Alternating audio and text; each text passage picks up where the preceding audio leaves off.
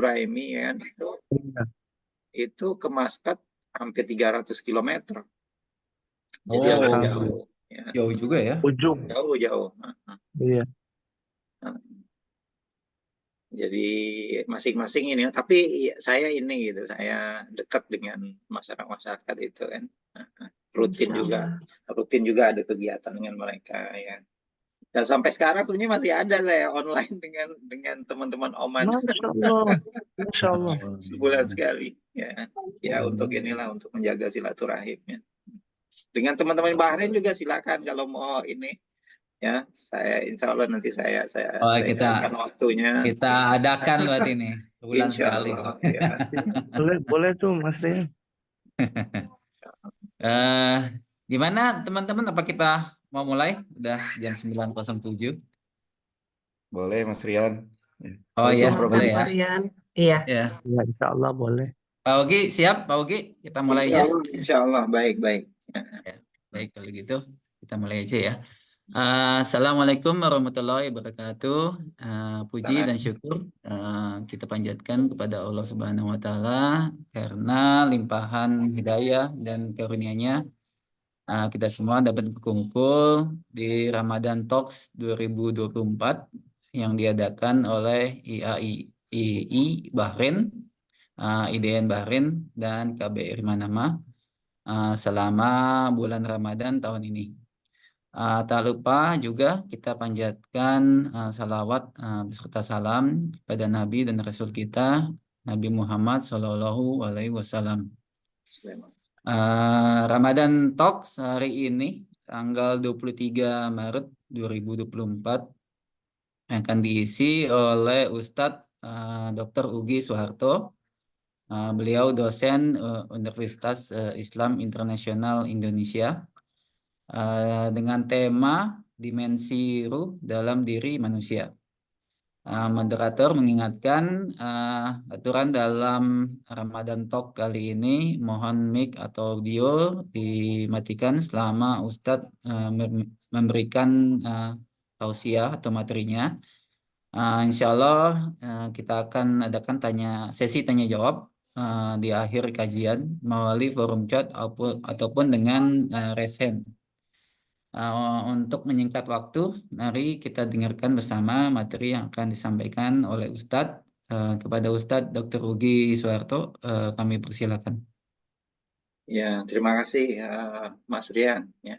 Bismillahirrahmanirrahim. Alhamdulillahirabbil alamin wassalatu wassalamu ala asyrafil anbiya'i wal mursalin sayyidina wa habibina wa syafi'ina Muhammadin sallallahu alaihi wasallam wa ala alihi wa sahbihi ajma'in. Rabbi shrah li sadri wa yassir li amri wahlul 'uqdatam min lisani yafqahu qawli. Allahumma iftah lana hikmataka wa anshur alaina rahmataka min khazaini rahmatika ya arhamar rahimin.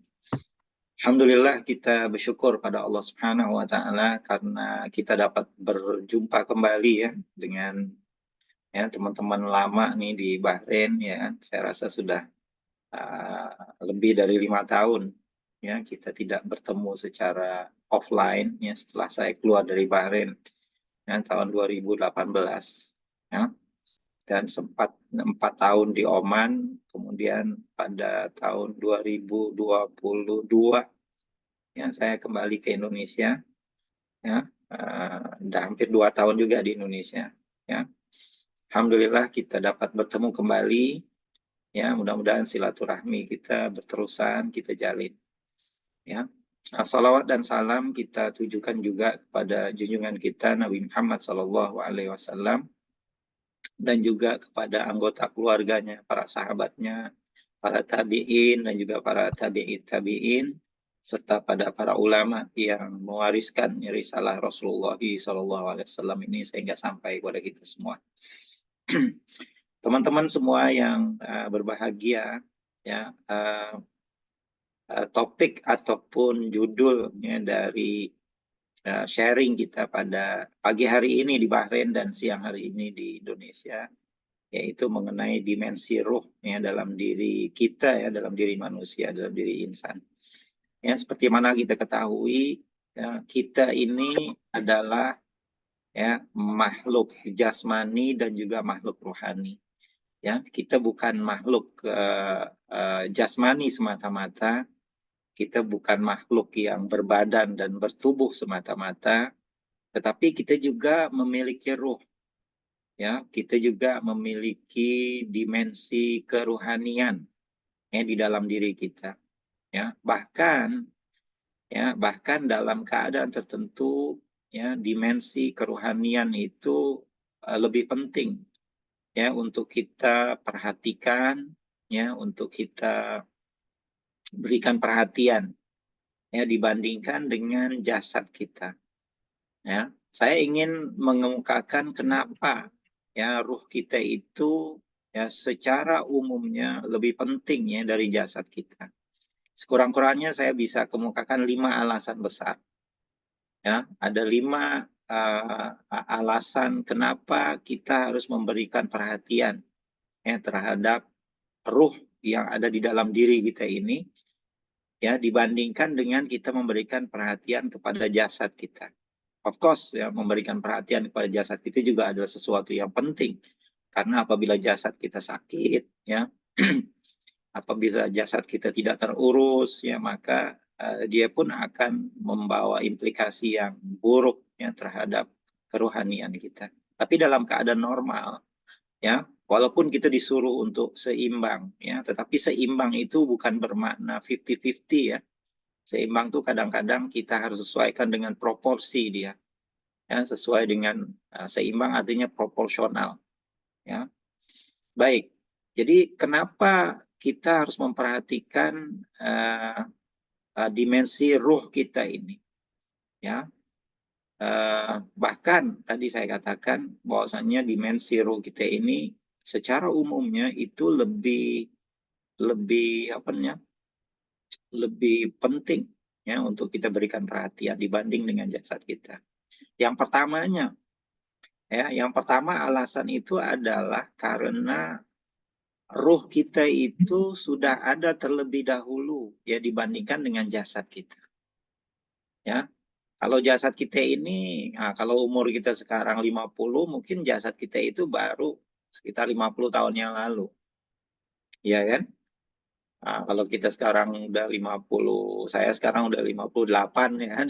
Jasad saya udah baru 58 tahun ya. Tetapi sebenarnya ruh kita itu jauh sebelum jasad kita ini wujud, sebelum jasad kita ada, ruh kita itu sudah ada. Ya. Cuman ruh kita itu adanya bukan di dunia ini ya, di alam ruh. Ya kan? Di alam ruh. Jadi ketika di alam ruh itu kita sudah ada. Ya. Nah, makanya ada satu hadis Rasulullah SAW itu yang menyatakan, ya, di sini riwayat Imam Bukhari dan Muslim ya, hadis sahih. Rasulullah pernah bersabda, al-arwahu junudun mujannadah. Fama ta'arofa minha iktalafa. Wa ma tanakara minha ikhtalafa. Jadi ruh-ruh itu adalah seperti prajurit yang berpasukan. Ya, junudun. Ya, ruh itu junud. Ruh itu seperti prajurit-prajurit mujannadah yang dibuat ya seperti pasukan. Ya. Fama ta'arofa minha iktalafa. Apabila ruh-ruh itu dulu saling mengenal, ya, iktalafa. Nanti di dunia ini mereka itu rukun. Ya, mereka itu kumpul lagi, mereka itu rukun lagi, mereka itu bergabung lagi, bertemu lagi, ya. Nah, the fact bahwasanya kita pernah ketemu nih, ya kan, sebenarnya di alam ruh dulu kita udah saling mengenal, ya kan. Iya begitu, ya kan, hakikatnya itu begitu. Jadi fama ta'arofa minha, apabila dulu kita pernah berkenalan di alam ruh itu, di sininya kita itu akur. Ya, di sini kita rukun, ya di sini kita apa namanya bisa berkomunitas, ya, gitu. Tapi sebaliknya, ya, wa matana karominha ikhtalafa. Apabila ruh-ruh itu tidak saling mengenal, ikhtalafa. Nanti di sininya itu apa namanya berselisih, di sininya itu berantem, di sininya bergaduh, bahkan berperang, ya kan, gitu. Jadi dia seperti pasukan gitu, ada pasukan yang saling ya apa namanya dalam satu grup ya, ada satu pasukan yang saling antara grup ini dengan grup ini bertengkar dan sebagainya, itu karena asalnya itu di sana. Tapi poin yang kita ingin kemukakan di sini adalah ruh kita itu sudah ada terlebih dahulu, ya kan? Sebelum jasad kita ada di sini, ya. Nah, itu, ya. Makanya Allah Subhanahu Wa Taala dalam surah Al-Insan itu ayat yang pertama mengatakan, A'udzubillahi minasyaitonirrajim, hal ata 'alal insani hinum minad dahri lam yakun syai'an madzkura. Bukankah telah ada, ya, satu jangka waktu dari masa ini bagi manusia itu lam yakun syai'an madzkura, yang ketika itu dia belum merupakan sesuatu yang dapat disebut. Tapi kita sudah ada, kita sudah syai', kita sudah sesuatu, ya. Kita sudah makhluk Allah Subhanahu Wa Taala. Tetapi kita belum spesifik seperti sekarang ini, ya. Nah, jadi itu yang pertama. Jadi sudah barang tentu, ya, apabila sesuatu itu lebih dahulu wujudnya, itu, ya, akan lebih penting, ya, dibandingkan dengan sesuatu yang wujudnya kemudian, ya. Jadi itu yang pertama. Nah, ketika kita wujud di dunia ini, ya, ketika kita hadir dalam bentuk tubuh, ya, dan juga ruh ini di dunia, maka ruh itu juga, ini alasan yang kedua, ya. Maka ruh itu juga sebenarnya yang menggerakkan badan kita. Ruh itulah yang menghidupkan badan kita. Nah, jadi tangan kita bisa bergerak, ya kan? Kaki kita bisa berjalan, telinga kita bisa mendengar, ya, mata kita bisa melihat, oke? Akal kita bisa berpikir, itu karena ruh, ya, karena itu unsur ruh. Nah, unsur ruh ini namanya dalam istilah para ulama kita nafas, nafsun, ya, nafs, ya. Jadi ruh yang mengawal tubuh kita ini namanya nafs. Jadi nafsu itu adalah bagian dari ruh, cuma namanya aja lain, ya kan? Nah, karena fungsinya, ya, tapi hakikatnya dia adalah satu, apa namanya, satu entitas yang sama, yang para ulama kita sebut sebagai al-latifah ar-rabbaniyah, ya, satu, apa namanya, satu yang apa namanya, satu yang halus, ya, yang ada di dalam diri kita, ya. Nah, jadi semua ini yang mengawal gerakan kita, yang mengawal pandangan kita, pendengaran kita, itu adalah ruh, ya. Nah, jadi nanti kalau kita mati, ya, apabila kita mati, maka ruh ini tidak ada. Oleh sebab itu kita lihat jasad orang itu apabila mati, ya kan, kaku dia, sudah nggak bergerak. Karena apa? Karena tidak ada ruhnya, ya, tidak ada nafas, ya, tidak ada nafsunya, ya, tidak ada nafsu, tidak ada nafas. Makanya dari kata nafsu itu ada juga istilah nafas dalam bahasa Indonesia. Tidak ada nafasnya, ya, gitu. Ya, tidak ada pergerakan. Karena yang menggerakkan semua nih, baik pergerakan itu adalah pergerakan yang kita sadari, ataupun pergerakan yang kita tidak sadari. Banyak nih di dalam badan kita pergerakan-pergerakan yang kita tidak sadari. Perjalanan darah kita nggak sadari, ya kan? Degup jantung kita nggak sadari. Sistem imunitas kita, ya, apabila kita diserang oleh bakteri, oleh kuman, oleh virus, ya, dengan sendirinya, ya, tubuh kita itu mengeluarkan apa namanya, daya imun, ya kan? Nah, itu yang menggerakkan siapa? Bukan diri kita, itu ya, ruh yang Allah Subhanahu Wa Taala telah tanamkan, ya, di dalam diri kita itu. Dialah sebenarnya yang apa namanya, yang menggerakkan semua. Maka oleh sebab itu ruh yang menggerakkan tubuh ini sudah tentu dia lebih penting, ya. Sebab kalau ruh ini nggak ada, nggak bergerak semuanya, ya. Jam semuanya mati, ya kan. Oleh sebab itu dia menjadi penting, ya, untuk kita perhatikan, ya. Dan bahkan penyakit-penyakit itu juga penyakit, bukan hanya penyakit badan, ya, tetapi juga ada penyakit rohani, ya. Ketika Allah mengatakan fi qulubihim maradun, fazadahumullahu maradha. Di dalam hati mereka itu ada penyakit. Sebenarnya penyakit itu penyakit ruh. Nah, ada beberapa istilah nih yang kalau kita baca Imam Al-Ghazali ya dalam Ihya Ulumuddin itu, Imam Ghazali itu membahas dalam satu bab namanya Ajaibul Qalbi, kitab Ajaibul Qalbi, kitab tentang keajaiban hati. Jadi Imam Ghazali itu membahas tentang 4 istilah keruhanian, ya, 4 istilah ruhanian dalam diri kita. Yang pertamanya ruh, kemudian akal, kemudian qalb hati, kemudian nafas. Nah, kata Imam Ghazali, 4 ini sebenarnya dia satu, dia sama. Dia ruh sebenarnya, tinggal lagi dia memiliki fungsinya yang berbeda. Nah, ruh yang mengawal tubuh badan kita ini, yang menggerakkan tubuh badan kita, itu namanya an-nafsu, an-nafas. Ya, nah itu istilahnya. Ya, ruh yang mengajak kita berpikir, bernalar, ya, itu namanya akal, al-aqlu. Ruh juga dia sebenarnya, ya. Jadi akal kita itu ruh, nafsu kita juga ruh, ya. Kemudian ruh yang yang menerima ilmu dari alam yang lebih tinggi. Kalau akal itu dia bergeraknya itu dari bawah ke atas, ya. Tapi kalau qalb itu dari atas ke bawah. Kalau kita menerima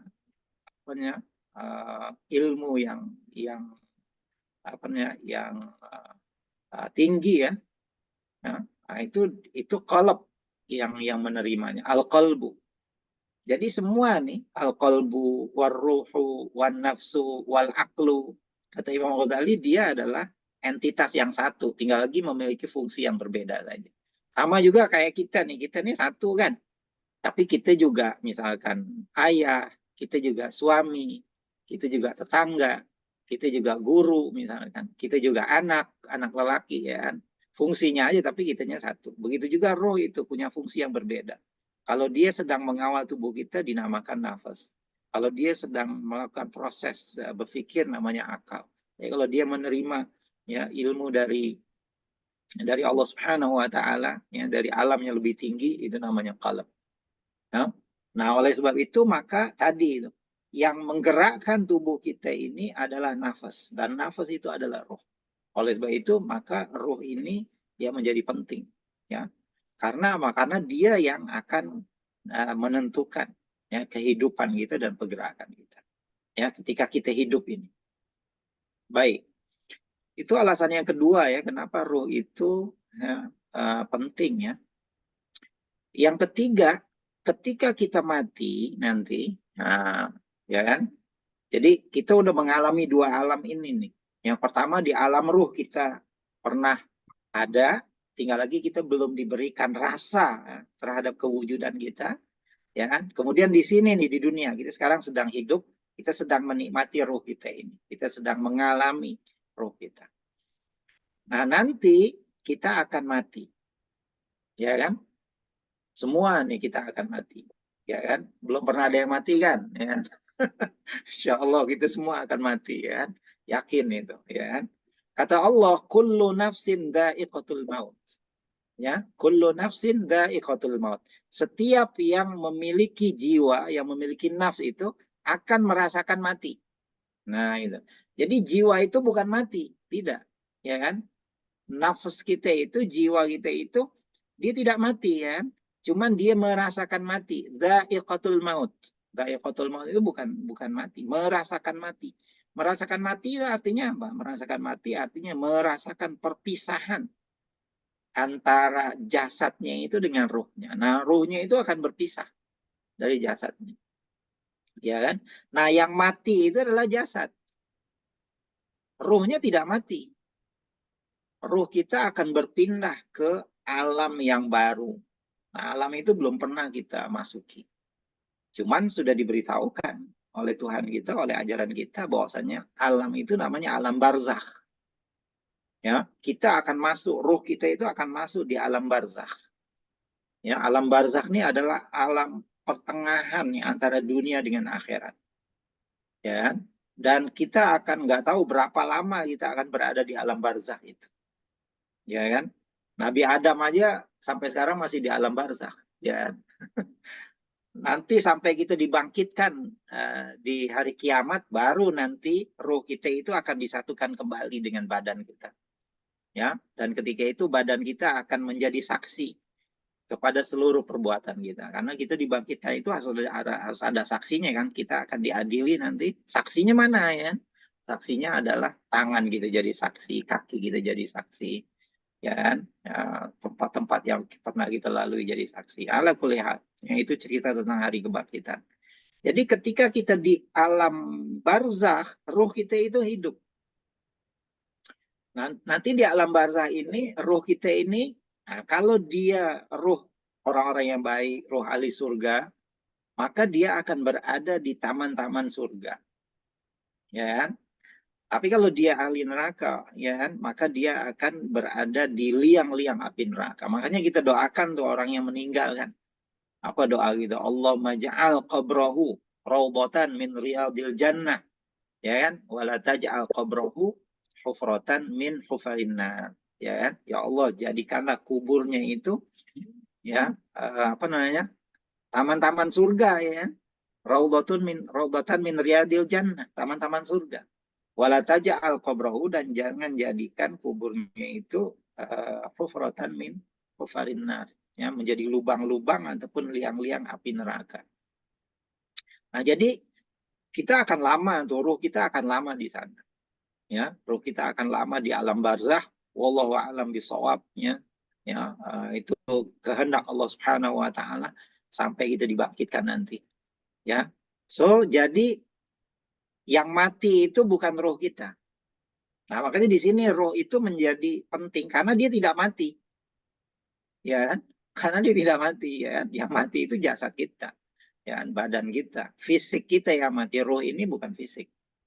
Ya, roh itu metafisik, ya. Nah, jadi itu. Jadi itu alasan yang ketiga ya, kenapa roh kita itu harus kita berikan perhatian, karena roh kita itu tidak mati. Ya. Kebahagiaan dan kesengsaraan ya, itu ruh kita yang akan merasakan. Ya, bahkan di alam barzakh itu ruh kita akan menjadi jauh lebih sensitif dibandingkan dengan ruh kita di dunia ini. Ya, karena ketika itu ruh kita sangat sensitif ya di sana. Jadi kalau kita bahagia betul. Tapi kalau kita sakit di sana ya sakit betul. Ya. So, jadi seperti itu. Jadi itu alasan yang ketiga kenapa ruh kita itu menjadi penting ya untuk kita berikan perhatian. Ya. Nah, yang keempat, alasan yang keempat kenapa ruh kita itu penting ya harus kita berikan perhatian ya yang sewajarnya dalam kehidupan ini ya. Karena ruh kita ini sebenarnya bukan dari alam materi. Ya. Nah, ini yang kadang-kadang orang-orang modern ya menganggap kita ini makhluk materi semata-mata. Tidak. Kita ini bukan makhluk materi. Kita ini bukan makhluk fisik semata-mata. Tapi kita juga dalam diri kita, dalam eksistensi kita, kita adalah makhluk ruhani, makhluk metafisik. Karena apa? Karena ruh kita ini bukan berasal dari alam materi ini. Ya, bahkan kalau kita baca dalam Quran secara teliti, Nabi Adam itu diciptakan dengan ruh yang ditiupkan oleh Allah Subhanahu wa taala. Bahkan Allah menggunakan istilah min ruhi, dari ruhku ya. Kos dari ruhku ini ayat mutasyabihat nih. Ya kan? Tapi Allah menggunakan istilah itu. Ya, fa idza sawaituhu wa nafakhtu fihi min ruhi faqa'u lahu sajidin. Ya, idza sawaitu, apabila aku sempurnakan kejadian. Wa nafakhtu fihi min ruhi, kemudian aku tiupkan ya min ruhi, kata Allah, dari ruhku. Faqa'u lahu sajid, maka Allah perintahkan pada para malaikat untuk bersujud. Nah, jadi ruh inilah sebenarnya yang membuat manusia itu bernilai tinggi. Jadi yang membuat kita tinggi itu bukan jasad kita. Yang membuat nilai kita itu tinggi di sisi Allah Subhanahu wa taala dan juga di sisi malaikat itu bukan jasad kita. Oleh sebab itu, ketika ruh kita itu ditiupkan oleh Allah Subhanahu wa taala, Allah perintahkan kepada malaikat untuk sujud. Langsung malaikat itu sujud karena malaikat melihat di dalam diri kita itu ada dimensi sesuatu yang sangat bernilai. Ya. Nah, ini berbeda sikapnya dengan iblis. Iblis nggak mau sujud. Karena apa? Karena iblis dia hanya melihat aspek lempung gitu saja. Karena dia hanya melihat aspek tanah gitu saja. Ya kan? Nah, dia kan bilang ya, ana khairun minhu. Khalaqtani min nar wa khalaqtahu min tin. Saya lebih baik dari Adam. Ya, karena saya diciptakan dari api, ya, dan Adam itu diciptakan dari tanah katanya. Nah, dia membanding-bandingkan yang fisiknya. Ya kan? Nah, dia merasa fisiknya itu lebih kuat. Ya, api itu lebih hebat dari tanah. Tetapi malaikat dia tahu bahwasanya dalam diri Nabi Adam itu bukan hanya tanah, ya, tetapi juga ada ruh, ya, yang apa nih, yang diciptakan khususnya oleh Allah Subhanahu wa taala, yang berasal dari sisi Allah Subhanahu wa taala. Nah, jadi ruh kita inilah sebenarnya yang membuat kita itu tinggi. Ya, yang membuat kita itu bernilai. Ya, jadi bukan jasad kita ini akan habis, jasad kita ini akan tua, ya kan? Jasad kita ini akan musnah, ya, tetapi ruh kita itu lebih langgeng. Ya, ruh kita itu lebih abadi. Ya, dan ini juga yang Allah itu menilai sesuatu itu dari itu. Innallaha la yanzuru ila suwarikum walakin yanzuru ila qulubikum. Ya, sesungguhnya Allah itu tidak melihat apa namanya? Tubuh badan kamu, ya, bentuk luaran kamu, tapi yang dilihat itu adalah kolbnya ini. Nah, kolbu tadi itu adalah bagian dari ruh. Ya, maka oleh sebab itu perlu kita jaga aspek kualitas ini yang dalam diri kita, yaitu aspek rohani. Ya, jadi itu alasan yang keempat ya.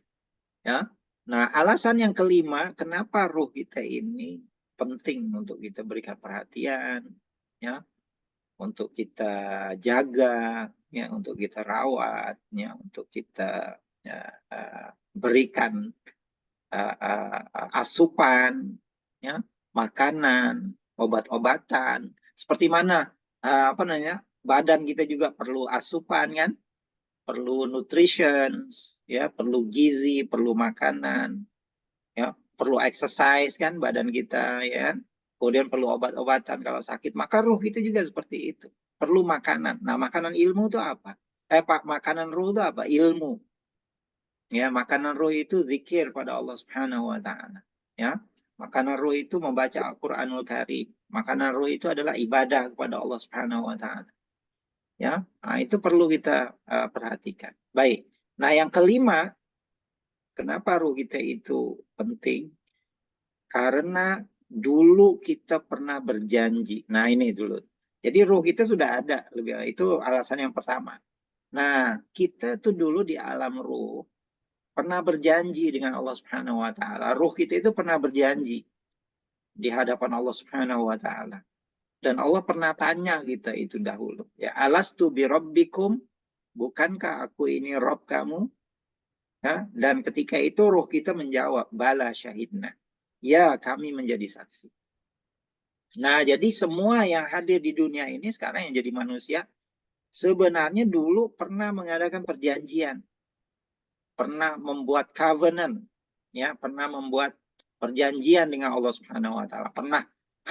Pernah membuat apa namanya? Sign kontrak rohaniah lah gitu ya. Ya, tanda tangan kerohanian. Pernah kita dulu. Ya kan? Iya, cuman kita lupa aja kan, ataupun kita nggak tahu ya. Makanya peranan dari agama ini, peranan dari wahyu itu memberitahu bahwasanya kita dulu pernah ya tanda tangan kontrak dengan Allah Subhanahu wa taala ini untuk mengabdi pada Allah Subhanahu wa taala di dunia ini. Bayangkan kalau kita udah tanda tangan kontrak, habis itu kita tidak memenuhi isi perjanjiannya. Ya, teman-teman di sini di Bahrain kan ada kontrak semua kan? Ya, kalau kita nggak memenuhi kontrak itu ya kan, apa akan jadi ya kan? Nah, begitu juga di dunia ini sebenarnya kita itu ya hidup dan wujud di atas kontrak kita dengan Allah Subhanahu wa taala. Kontrak itu apa? Kita mengakui Allah Subhanahu wa taala sebagai Rabb kita, sebagai Tuhan kita yang harus kita sembah. Itu perjanjian kita dengan Dia. Oleh sebab itu, agama ini adalah diturunkan untuk mengingatkan kita akan perjanjian itu. Jangan lupa kita ini punya janji.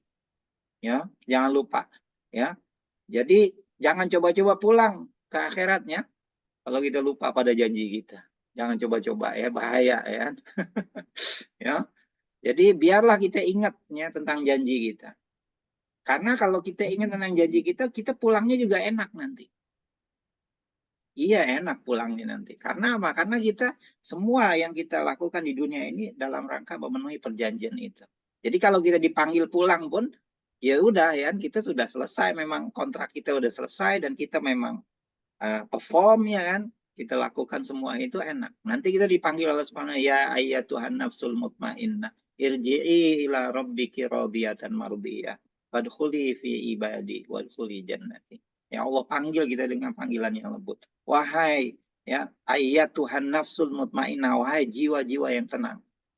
Irji'i ila rabbiki, balik kamu, pulang kamu kepada Tuhan kamu.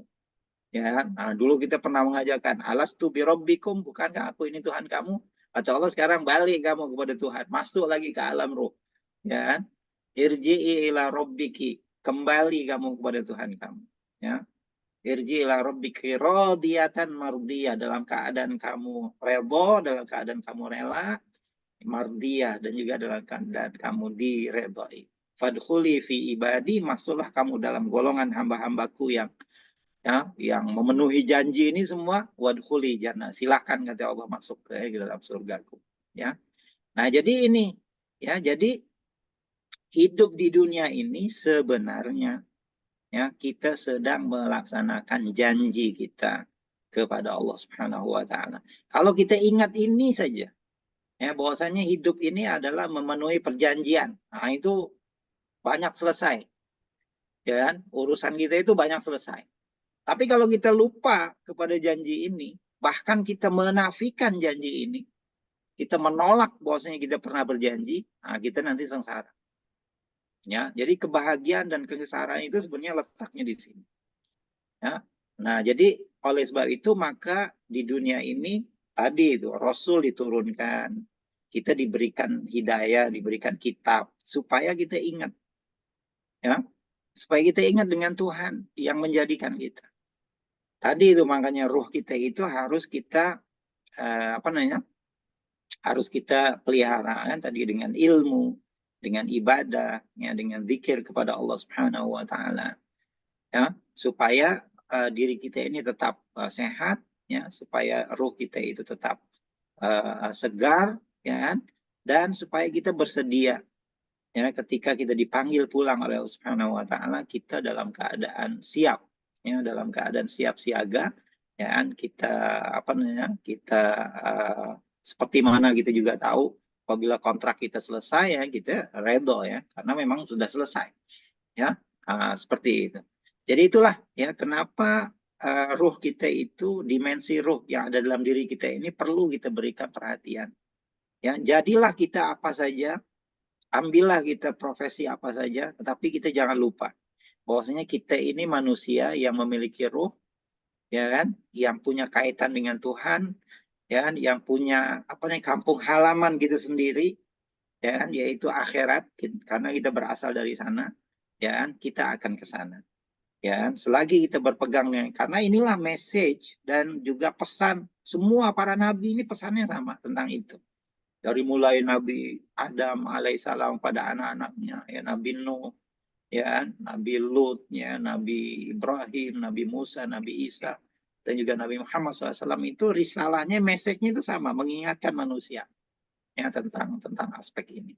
Ya, jadi saya ulang lagi ya kan, mudah-mudahan teman-teman ingat semua kenapa, sekurang-kurangnya 5 ya, mungkin teman-teman bisa tambahkan lagi, sekurang-kurangnya ada 5 reason ya, 5 alasan kenapa ruh kita itu penting ya, bahkan to certain extent dia lebih penting daripada jasad kita. Yang pertama karena ruh kita itu telah ada terlebih dahulu sebelum jasad kita, jauh sebelum ada jasad kita. Yang kedua, ya, karena ruh inilah sebenarnya yang mengawal ya tubuh ketika kita hidup, ya kan? Kita bisa menikmati dunia ini, kita bisa melihat warna-warni dunia ini, kita bisa menggerakkan tangan dan kaki kita bisa berpikir karena ruh.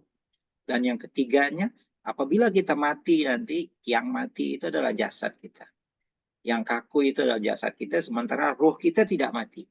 Ya, ruh kita akan berpindah dari alam dunia ini ya kepada alam yang disebut sebagai alam barzakh. Dan alam barzakh itu adalah bayangan ya alam akhirat yang akan kita tempuh.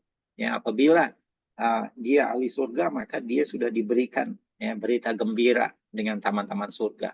Tapi sebaliknya, ya apabila dia ahli neraka, maka dia pun sudah diberikan bayangan bahwasanya dia akan ya menempuh ya neraka dengan liang-liang yang panas yang mereka rasakan. Dan yang keempat ya, adalah bahwasannya ruh kita ini bukan dari alam materi ini. Ruh kita ini sangat spesial, ruh kita ini sangat khusus, dan ruh kita inilah yang membuat kita mahal di sisi Allah Subhanahu wa Ta'ala.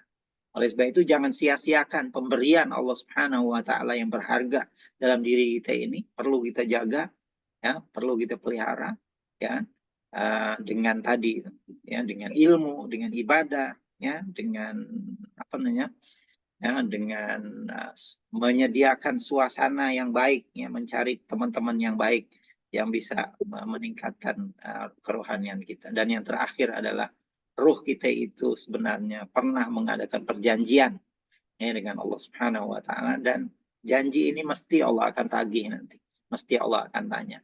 Ya, siapa yang sadar ya hidupnya ini adalah memenuhi perjanjiannya, ya maka dia dia bersedia ya untuk kembali kepada Allah Subhanahu wa Ta'ala. Dia gembira ya untuk bertemu dengan Allah Subhanahu wa Ta'ala. Jadi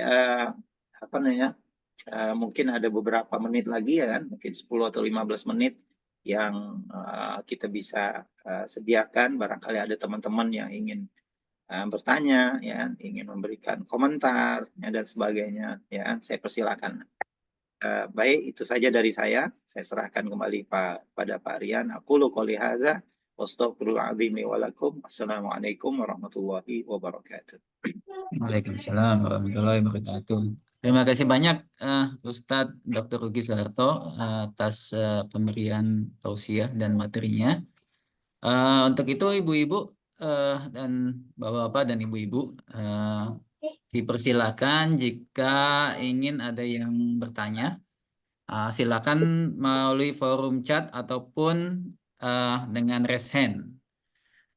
Ini untuk tidak untuk menyingkat waktu. Nah, ini sudah ada yang raise hand. Kepada Dr. Muhammad Rizky, dipersilakan. Baik, jazakallah khair, Pak Rian. Assalamualaikum warahmatullahi wabarakatuh, Ustadz Ugi. Waalaikumsalam warahmatullahi wabarakatuh. Alhamdulillah, Ustadz Ugi senang bertemu di forum ini secara virtual dengan Ustadz Ugi. Dan bagian yang terakhir itu, Masya Allah, bagus sekali Ustadz.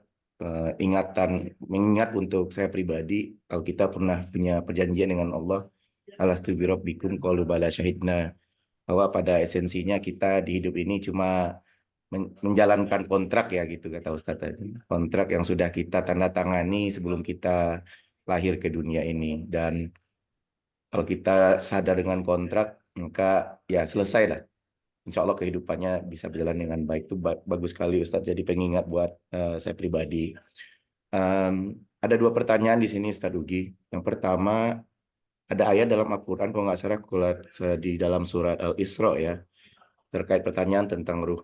Ya, kulir ruhi min amri robbi. Jadi kalau ada yang bertanya tentang ruh, katakan bahwa itu urusanku kata Allah. Jadi sangat sedikit sekali pengetahuan tentang itu. Mungkin Ustadz bisa jelaskan Ustadz Ugi terkait tentang asbabun nuzulnya, sebab turunnya ayat ini. Kenapa sampai Allah bilang sedikit sekali pengetahuan tentang itu dan itu hanya urusan aku. Itu yang pertama Ustadz Ugi. Yang kedua, setelah kita mati, ya, setelah kematian, kalau nggak salah di hadis ya Ustadz Ugi, ada yang menjelaskan bahwa ruh-ruh yang saling mengenal, ruh-ruh yang sejenis itu berkumpul. Jadi maksudnya nanti ruh-ruh orang beriman itu dikumpulkan di suatu tempat gitu Ustadz, atau dikumpul di surga, atau seperti apa penjelasannya Ustadz dulu? Jazakallah khair. Iya. Iya, yang pertama itu ya dalam surah Al-Isra ya. Ayatnya wa yas'alunaka 'anir ruh. Ya, qulir ruhu min amri rabbi wa ma utitu minal ilmi illa qalilan. Ya kan? Mereka bertanya kepada kamu wahai Muhammad SAW tentang ruh. Nah, ini memang asbabun nuzulnya ada orang-orang Yahudi ya kan.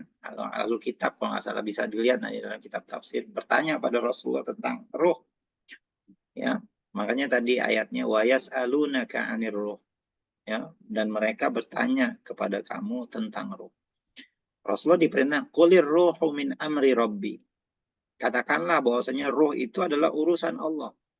Ya, urusan Tuhanku. Wa ma utitu minal ilmi illa qalila. Dan kamu tidak diberikan ilmu tentang ruh ini melainkan sedikit saja. Ya. Jadi memang pengetahuan kita tentang ruh ini sedikit. Ya.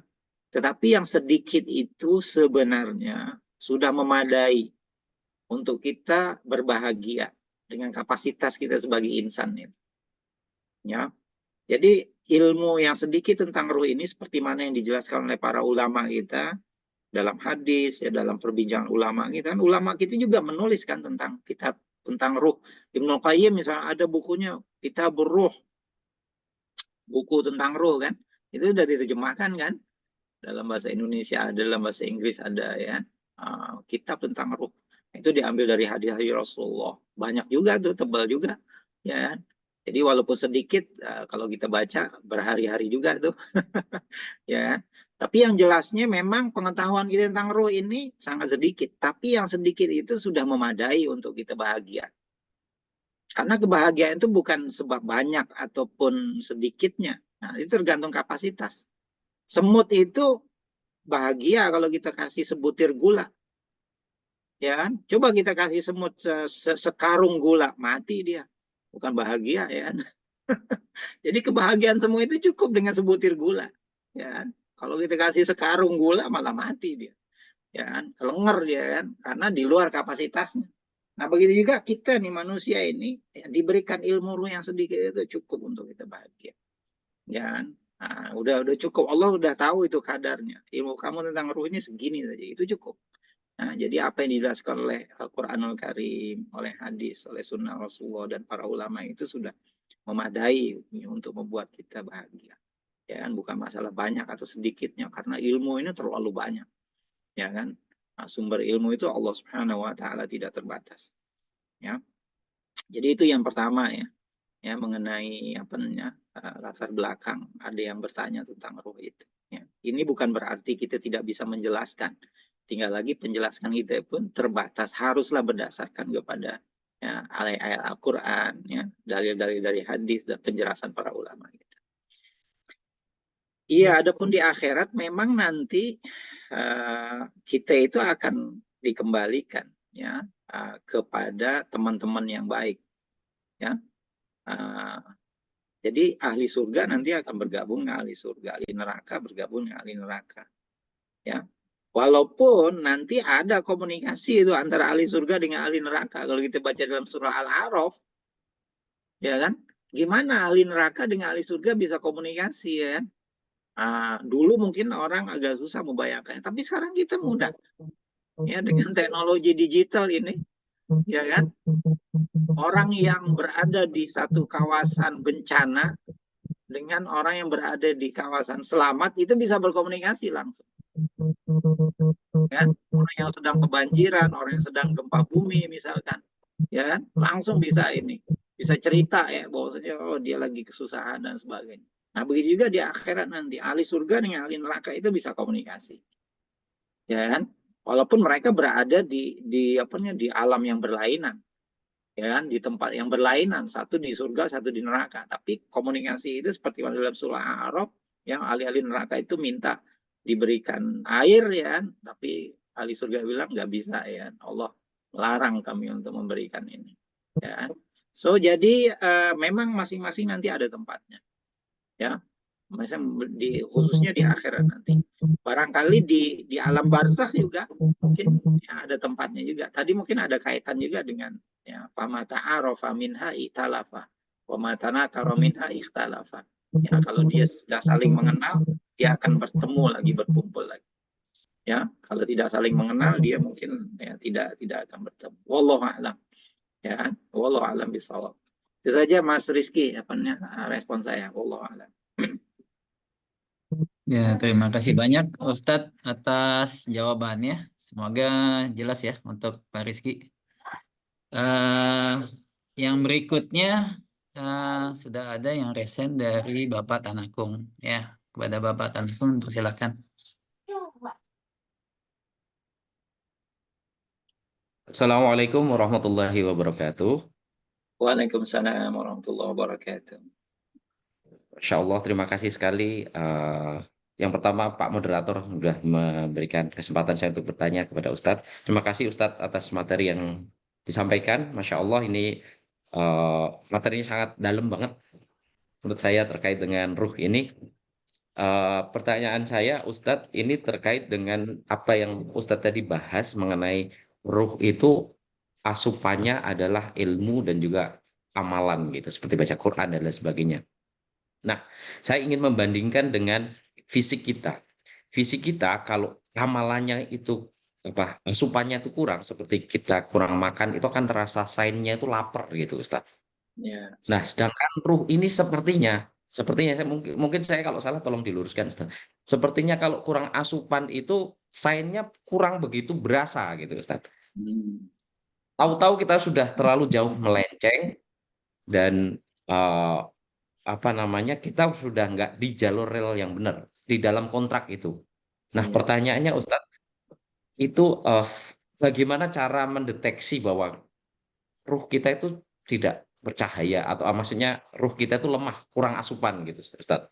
Itu yang pertama, Ustadz. Yang kedua terkait dengan bahwa yang meninggal itu adalah fisik dan ruh kita itu akan tetap hidup. Maka ruh orang-orang yang meninggal itu ada di alam barzah ya. Ya, Ustadz.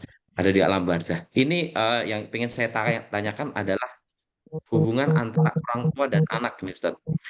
Sejauh mana peran doa kita terhadap ruh orang tua kita yang sudah meninggal?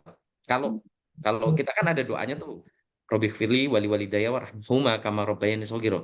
Namun pertanyaannya Ustadz, bagaimana dengan adakah kewajiban kita untuk mendoakan orang nenek moyang kita seperti mbah kita, mbah buyut kita dan sampai ke atas gitu, Ustadz. Itu kalau ada doanya seperti apa, Ustadz?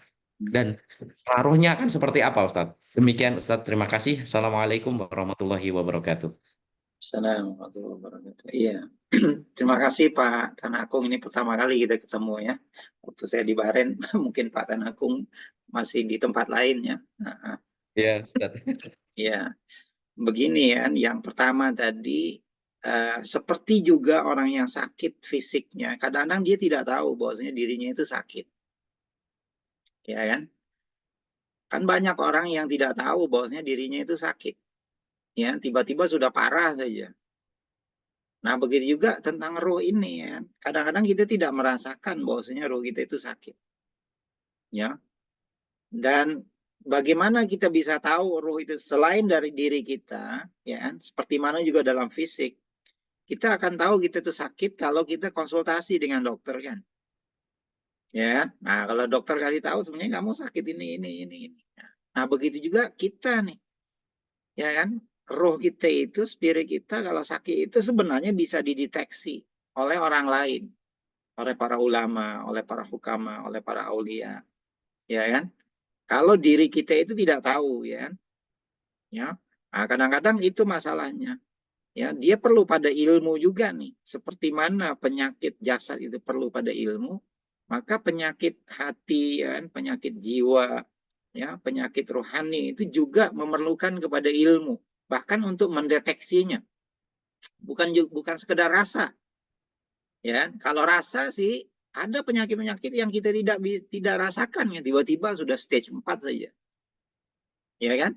Nah, alangkah baiknya kalau kita buat medical check up kan. Kalau kita medical check up, nah itu ada rekod. Nah, medical check up rohani ini juga ada dengan kita menuntut ilmu, dengan kita dekat dengan para ulama, ya kan? Dekat dengan para aulia. Nah, di situ baru kita akan bisa mengukur kita ini masih on track ataupun off track, ya kan? Kita ini masih sehat ataupun tidak sehat, ya kan?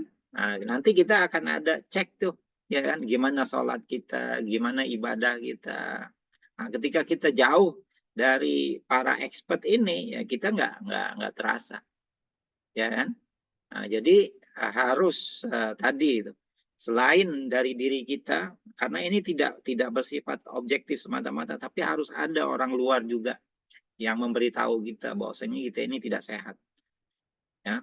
Nah, jadi seperti itu, bukan hanya dari diri kita saja, tetapi kita memerlukan bantuan ya orang lain. Ya, kalau dulu ada nabi kan.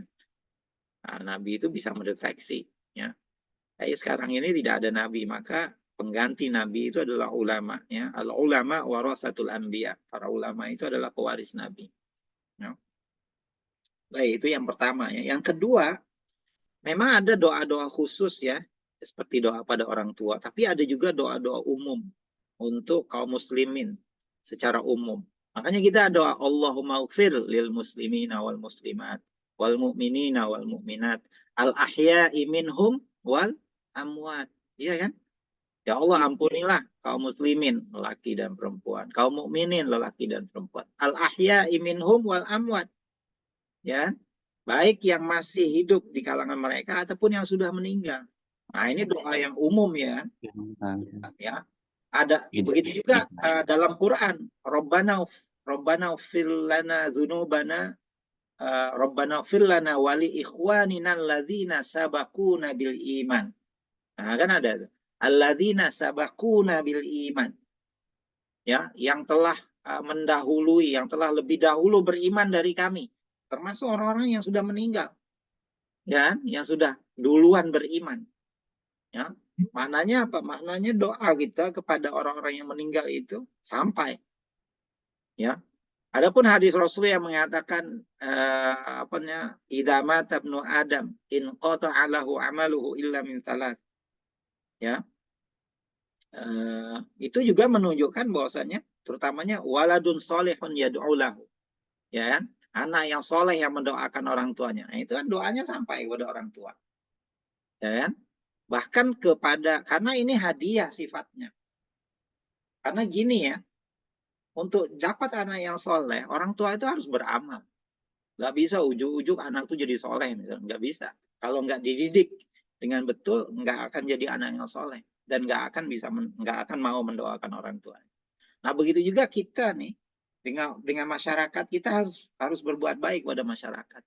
Ya, sehingga masyarakat mengenang kita, mendoakan kita, ya. Jadi sebenarnya ada saham juga kita di situ, ya, untuk mendapatkan doa-doa dari masyarakat itu, ya.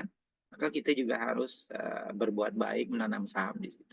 Jadi ada doa-doa yang diajarkannya. Tadi itu Allahumma fir lil muslimina wal muslimat wal mu'minina wal mu'minat al ahya'i minhum wal amat. Selain doa khusus untuk orang tua kita kan, Rabbi firli wal yudaya warhamhuma kama rabbayani shaghira. Atau Allahumma fir li ikhwanina alladziina sabaquna bil iman, ya. Nah, itu di antara hadis-hadis dan juga dari dalil yang menunjukkan bahwasanya ada juga doa yang kita boleh panjatkan untuk kebaikan arwah datuk nenek kita, moyang-moyang kita, ya, dan juga kaum muslimin secara umum. Gitu ringkasnya Pak Tanakum, wallahu a'lam. Terima kasih banyak Ustadz atas jawabannya. Semoga jelas untuk Pak Tanakung. Alhamdulillah. Insya Allah Cukup masih jelas. ada lagi. Alhamdulillah. Masih ada lagi nih Pak Ugi yang Ya. akan bertanya. Dipersilakan dengan Pak Kartiko. Pak Kartiko di Oman kan nih? Pak Kartiko sudah kembali ke Bahrain, Pak. Tapi Oh memang gitu. ini. Oh iya, kira saya masih di Oman. Iya Pak, saya udah balik ke Bahrain lagi. Masya Allah, bolak-balik aja nih.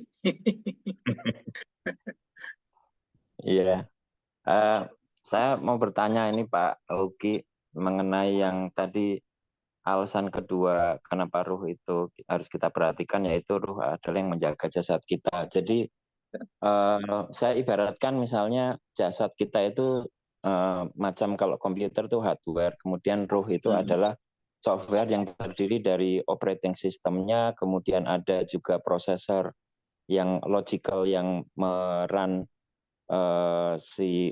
keseluruhan sistem, kemudian ada aplikasi-aplikasinya. Nah, kemudian perwujudan dari ruh itu yang tadi itu ada nafs untuk yang menjaga jasad kita tadi, kemudian ada lagi yang berfungsi untuk berpikir adalah akal, dan kemudian qalb. Nah, perwujudan dari ruh itu sendiri dengan beberapa dimensi tadi, akal, nafs, dan qalb, itu Pak Ugi tadi sudah jelaskan harus punya keseimbangan yang proporsional. Nah, sementara kadang-kadang kita itu juga kesulitan untuk mencari keseimbangan itu sendiri kan Pak Ugi. Jadi misalnya nih ada orang yang dia sangat mengejar kepada akalnya. Jadi mementingkan akalnya sehingga dia tidak mau menerima kolbunya dia. Atau kemudian dia terlalu sangat mementingkan kolbunya sehingga saya nggak mau berpikir lah gitu. Dia nggak mau, istilahnya yang dia mau yang akhiratnya saja, saya nggak mau berpikir yang duniawinya juga. Tapi ada juga yang bahkan yang nafasnya tadi, jadi secara fitness dia sangat lemah sekali, emang sengaja untuk melemahkan fitnessnya dia, atau bahkan dia cenderung untuk supaya dia secara fitness lebih baik lagi dan mengabaikan yang lain. Nah, itu pertanyaan saya, bagaimana kita mencari keseimbangan itu, Ustadz? Iya. Nah, memang ini tugas kita semua ya. Kita tidak dalam agama kita tidak disuruh untuk apa namanya, tatoruf ya, untuk melampau ya. Kalau dalam istilah Malaysia itu melampau ya, ataupun keterlaluan ya dalam bahasa Indonesia itu. Keterlaluan di dalam satu urusannya. Ya, yang lebih baiknya itu adalah proporsional. Ya. Karena tidak baik ya. Hatta dalam masalah agama sendiri tidak baik kita berlebihan. Ya. Allah Subhanahu wa taala menegur ahlul kitab, la taghlu fi dinikum. Jangan kamu berbuat ghulu ya dalam agama kamu.